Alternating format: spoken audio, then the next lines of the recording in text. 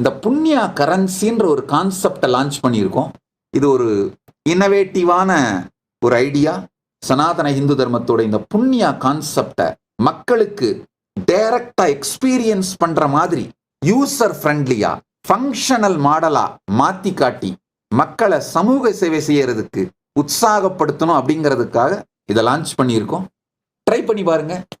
பிளேஃபுல்லா try பண்ணி பார்த்தீங்கன்னா உங்களுக்கு நிச்சயமா மிகப்பெரிய உதவி செய்யும். எங்களுடைய ஆதீனத்தின் கோவில்கள் எங்க ஆசிரமங்கள்ல சேவை பண்ணா மட்டும்தான் புண்ணியம் நான் சொல்லல.